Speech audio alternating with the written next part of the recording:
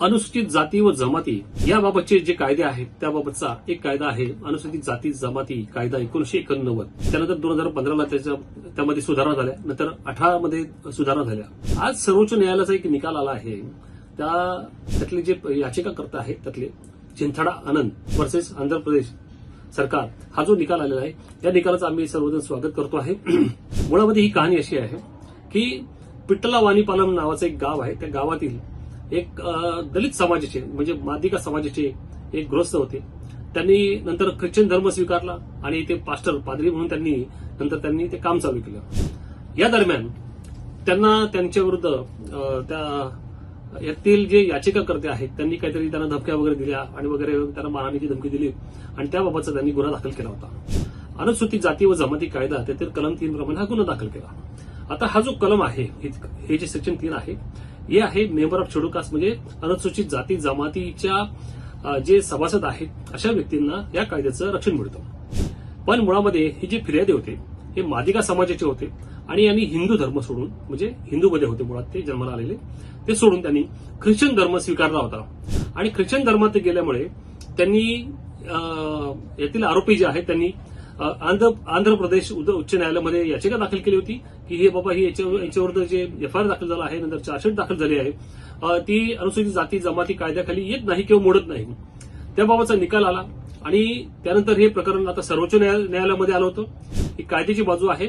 हा question of law जो आहे याबाबतचा निकाल किंवा ही बाब ठरवण्यासाठी सर्वोच्च न्यायालयामध्ये हे प्रकरण आलं. ही एसएलपी जी आहे एसएलपी क्रमांक 9231/25 ही आज सर्वोच्च न्यायालयामध्ये याच्यामध्ये निकाल झाला आहे. जस्टिस प्रशांत कुमार मिश्रा व जस्टिस मनमोहन यांनी खंडपीठाने याचा निकाल दिलेला आहे आणि त्यांनी क्लिअर सांगितलं आहे की शेड्यूल कास्ट ऑर्डर शेड्यूल कास्टची जी आहे कॉन्स्टिट्यूशनची ऑर्डर आहे.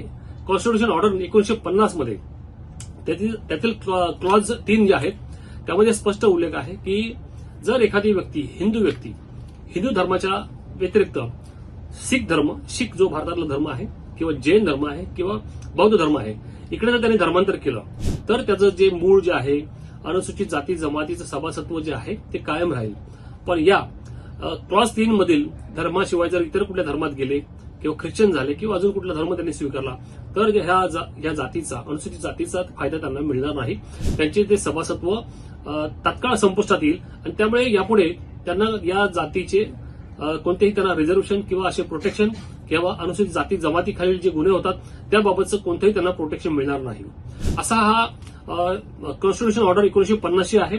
एकदम क्लिअर आहे. त्यातले तरतुदी एकदम क्लिअर आहे. आम्ही पूर्वीपासून सांगत आलेलो आहोत आणि हीच बाब आज सर्वोच्च न्यायालयाने देखील ग्राह्य धरलेली आहे आणि त्यांनी क्लिअर म्हटलं याच्यामध्ये की या आदेशाप्रमाणे 1950 जी घटनेची जी ऑर्डर आहे घटनात्मक ऑर्डर शेड्यूल कास्टसाठी त्याप्रमाणे हे जे फिर्यादी होते यांनी हा जो गुन्हा दाखल केला होता त्या पिट्टलवानीपालम या गावामध्ये या ज्या आरोपींच्या विरुद्ध आणि हे जे आरोपी आहेत त्यातील एक जे आहेत चिंथडा आनंद यांनी सर्वोच्च न्यायालयात आज ही एसएलपी जी दाखल केली होती त्याबाबतचा आज निकाल आलेला आहे आणि त्यांची जी केस आहे ती खारिज केली आहे.